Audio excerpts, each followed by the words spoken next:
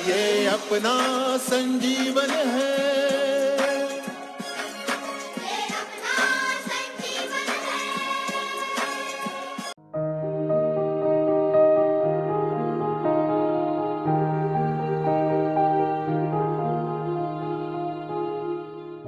बच्चों, आज हम महाभारत का कुंती यह पाठ पढ़ने जा रहे हैं। इसके पहले विदुर तक हमने महाभारत पढ़ लिया है। देखो बच्चों, कुंती कौन थी इसका परिचय इस पाठ में दिया है। आपको मालूम ही है, कुंती पांडु की पत्नी थी। पांडु को दो पत्नियां थी, पहली कुंती और दूसरी माद्री। तो देखो बच्चों, यदुवंश के प्रसिद्ध राजा शूरसेन श्री कृष्ण के पिताजी थे और इनके पृथा नाम की एक कन्या भी थी। देखो बच्चों, जो शूरसेन राजा थे उनका एक फुफेरा भाई था जिसका नाम था कुंती भोज, और उसे एक भी संतान नहीं थी।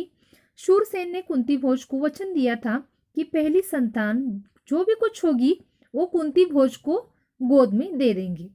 उसी प्रकार कुंती भोज को शूरसेन ने पृथा, शूरसेन को पहली जो संतान हो गई वो थी पृथा, वो उन्होंने किसे दे दी है? कुंती भोज को, यानी वचन के अनुसार। और वही जो पृथा थी वो आगे जाकर कुंती कहलाई, यानी कुंती भोज ने उसका नामकरण कुंती कर दिया। देखो बच्चों, आपको समझ में आया कि कुंती किसकी बेटी है और किसके घर में पली। ये तो श्री कृष्ण की बहन और राजा शूरसेन की बेटी है, लेकिन वो जो पहली संतान देने का वचन दिया था उन्होंने कुंती भोज को, इसीलिए शूरसेन ने अपनी पहली बेटी किसे दे दी?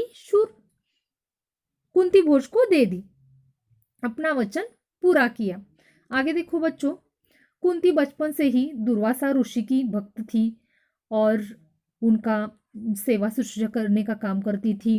दुर्वासा ऋषि उन पर बहुत प्रसन्न थे, कुंती पर बहुत प्रसन्न हो गए और उन्होंने एक उपदेश दिया कि कुंती भोज कन्या, तुम किसी भी देवता का ध्यान करोगी तो वह अपने ही समान एक तेजस्वी पुत्र तुम्हें प्रदान करेगा।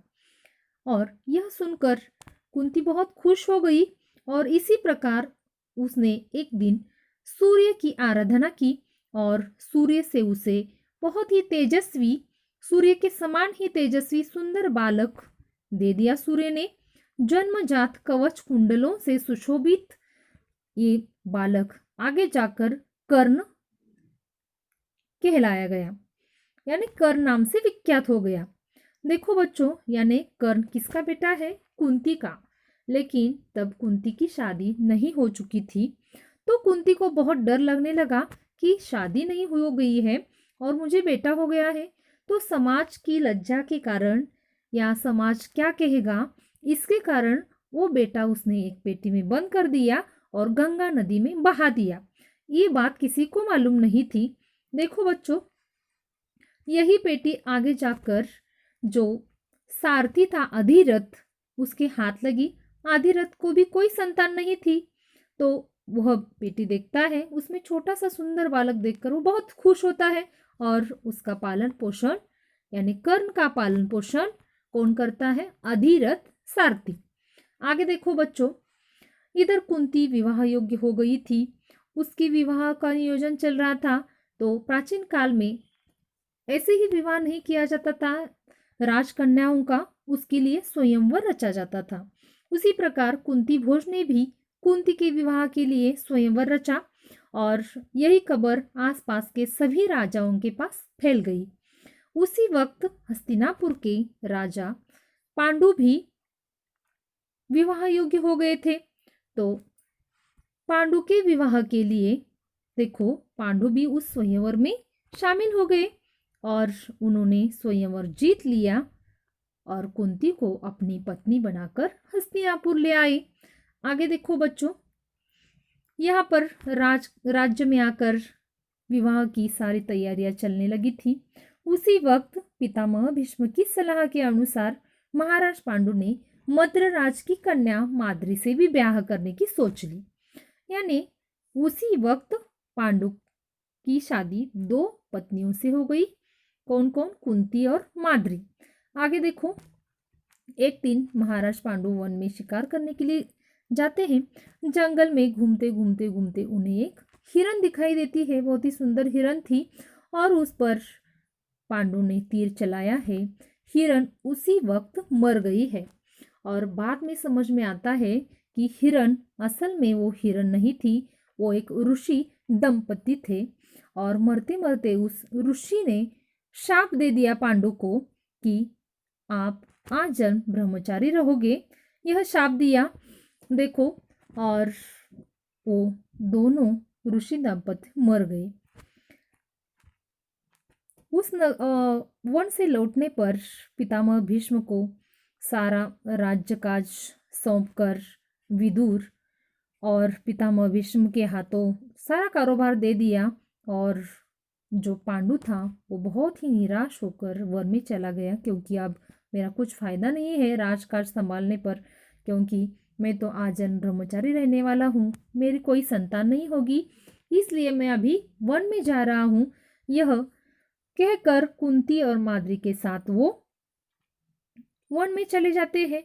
देखो, वन में जाने के बाद कुंती को याद आता है कि मुझे दुर्वासा ऋषि ने एक उपदेश दिया था और उसके अनुसार मुझे संतान हो सकते हैं। यही बात उसने पांडु के पास दोहराई। पांडु बहुत ही आनंदित हो गए। उन्होंने भी कहा कि सच में ऐसा ही करना चाहिए। तो कुंती और माद्री ने देवता उनकी अनुग्रह किया, पूजा की और 5 पांडवों को जन्म दिया। यानी 5 पांडवों का जन्म कैसे हो गया है? देखो, वन में ही हो गया है और वहाँ ही ऋषि मुनियों के साथ उनका पालन पोषण हो गया। देखो, ये 2 माताएं थी, माद्री थी, कुंती थी, वन में ही रहने लगे। और ऐसे ही एक दिन वसंत ऋतु था, ऋतु बहुत अच्छा था। तो उस वक्त महाराज पांडु माद्री के साथ प्रकृति की उद्गामय सुषमा को निहारते हुए अपना वचन तोड़ देते हैं और वचन के अनुसार जैसे ही ऋषि ने उन्हें शाप दिया था वैसे ही उनकी मृत्यु भी हो जाती है। और माद्री को लगता है कि मेरी ही वजह से पांडु की मृत्यु हो गई है, इसलिए वो भी उसी वक्त मर जाती है। यानी माद्री की मृत्यु और पांडु की मृत्यु वन में ही हो जाती है। यह मृत्यु के बाद कुंती बहुत ही दुखी हो जाती है। कुंती और 5 पांडव बहुत दुखी हो जाते हैं क्योंकि उनका सहारा जो था वही निकल गया है। देखो बच्चों, ये होने पर वहाँ के जो ऋषि मुनि थे, वन में रहते थे, उन्होंने एक खबर हस्तिनापुर में जाकर पितामह भीष्म को बताई कि पांडु और माद्री की मृत्यु हो गई है और 5 पांडव अभी निराधार हो गए हैं। युधिष्ठिर उस वक्त 16 वर्ष का था। देखो, हस्तिनापुर में ये बात सुनकर बहुत ही वहाँ की जनता दुखी हो गई, क्योंकि पांडु भी बहुत अच्छा राजा था। तो उनके जो सत्यवती थी और कौन था वहाँ पर, वो सब कुंती और पांडवों को लेकर आते हैं हस्तिनापुर और उनका राजकाज चलता रहता है। तो बच्चों देखो, यहाँ तक आपको पाठ समझ में आ चुका होगा। कुंती किसकी बेटी है, शादी किससे होती है और 5 पांडवों का जन्म कहाँ होता है और हस्तिनापुर वो कब आते हैं। युधिष्ठिर 16 साल के होने पर वो हस्तिनापुर वापस आते हैं। आगे देखो बच्चों, 6 नंबर का जो पाठ है भीम। अब हम महाभारत का भीम यह पाठ पढ़ने जा रहे हैं। भीम कौन है देखते हैं। देखो, आपको पांडु के पुत्र जो थे वो पांडव कहलाते हैं, मालूम है। धृतराष्ट्र के जो पुत्र थे वो कौरव कहलाते, ये भी मालूम है। 5 पांडवों के नाम पहले देखते हैं। युधिष्ठिर, अर्जुन, भीम, नकुल, सहदेव, ये थे 5 पांडव। और धृतराष्ट्र 100 थे। उसमें दुर्योधन जो था वो बहुत कपटी था। देखो, ये जो पांडव वन से घर आते हैं यानी हस्तिनापुर आते हैं, तो कौरव और पांडव एक साथ रहने लगते हैं। तो उस वक्त दुर्योधन पांडवों को बहुत बार नीचा दिखाने का प्रयास करता था। हमेशा उसमें सबसे शक्तिशाली था वो था भीम। पांडवों में से सबसे शक्तिशाली बलवान था भीम। और भीम का तो खात्मा करने की हमेशा दुर्योधन के दिमाग में सोच रहती थी कि कब इस भीम का मैं खात्मा करूं। हमेशा कोई ना कोई नियोजन करता ही रहता था कि इनका मुझे खात्मा करना है और इनको मारना है। हमेशा वही सोच उसके दिमाग में रहती थी। क्यों वो सोच रहती थी? देखो, वो हमेशा सोचता था कि जब मैं पांडवों का खात्मा कर जाऊंगा तब मुझे सारा का सारा राज्य मिल जाएगा, यानी हस्तिनापुर पूरा का पूरा कौरवों का हो जाएगा। यही दिमाग में उसके बात हमेशा रहती थी। इसीलिए हमेशा वो कुछ न कुछ कूटनीति रचता था पांडवों को मारने की नीति। देखो, वही उसके दिमाग में होती थी। ऐसी ही एक सोच उसके दिमाग में एक दिन आती है। क्या है वो? देखो, एक दिन दुर्योधन सोचता है कि चलो एक दिन जल क्रीड़ा खेलने के लिए पांडवों को बुलाते हैं और उसी वक्त मैं भीम का खात्मा कर जाऊंगा, ऐसी सोच उसकी है। देखो, उसी तरह उसने पांडवों को न्योता भी भेजा है और खेलने के लिए न्योता भेजा है। जल क्रीड़ा यानी पानी यानी नदी के किनारे खेल खेलना, उसके लिए पांडव भी आए हैं। पांडव और कौरव दिन भर खेलते हैं, खाना खाते हैं और अपने अपने डेरे में जाकर सो जाते हैं। लेकिन कपटी दुर्योधन ने क्या किया है? देखो, भीम के भोजन में विष मिलाया है। देखो, सब अपने अपने डेरे में गए, लेकिन भीम के भोजन में विष मिलाने की वजह से वो तो वहीं सो गया और दुर्योधन को लगा कि भीम तो अभी बेहोश हो गया है, मर गया है। ऐसे ही उसे लगा और उसने उसे बांध दिया है भीम को और गंगा की बहती धारा में छोड़ दिया है। दुर्योधन बहुत ही खुश हो गया। चलो, मैंने तो आज भीम का खात्मा ही कर दिया, काम ही तमाम हो गया। बहुत खुश हो गया दुर्योधन। सुबह होती है, युधिष्ठिर और बाकी 5 पांडवों में से जो 4 पांडव थे वो उठ गए हैं और भीम कहीं दिखाई नहीं दे रहा है। वो यहाँ वहाँ ढूंढते हैं, सभी जगह ढूंढ कर हो गए। जहाँ जल क्रीड़ा खेल रहे थे वहां पर गए, कुंती भी थी साथ में।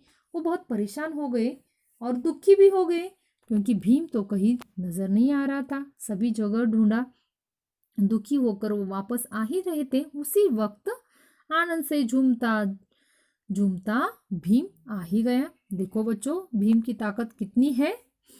तो भीम को देखकर पांडव और कुंती बहुत ही आनंदित हो गए, उसे गले लगाया है और कुंती ने जल्द से जल्द विदुर को बुलावा भेजा है। देखो बच्चों, ये जो युधिष्ठिर दुर्योधन था वो हमेशा पांडवों को नीचा दिखाना, पांडवों का खात्मा करना की सोचता था। हमेशा पांडवों को मार डालना था। उसे राज्य का लोभ था, सारा राज्य अपना ही करना था उसे। तो ये बात कुंती को मालूम थी, इसी डर से उसने विदुर को बुला लिया है और समझाया है कुंती ने कि यहाँ रहने में अभी धोखा है, क्योंकि कभी भी कौरव कुछ भी कर सकते हैं पांडवों को। विदुर ने भी समझ लिया कि हाँ, सच में पांडवों को यहाँ पर धोखा है, तो कौरवों से उन्हें अलग रहना ही चाहिए।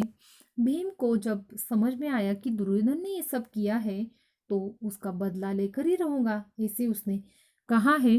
भीम को वापस आए देखकर दुर्योधन का तो बड़ा आश्चर्य से चेहरा तमतमाया और फिर जलने लगा, क्योंकि उसे लगा था कि अब भीम मर ही गया है, तो फिर से वापस कैसे आया। इसलिए वह आश्चर्य से भीम के पास देखता है। तो बच्चों, आपको यहाँ तक महाभारत समझ में आ चुका होगा। कुंती और भीम, यह आज हमने पढ़ लिया है। आपको यह पाठ बहुत अच्छी तरह से पढ़ने हैं और इसके क्वेश्चन आंसर्स मैं व्हाट्सएप पर भेज रही हूँ। इसके साथ आपको इस वीडियो को लाइक और सब्सक्राइब भी करना है। धन्यवाद।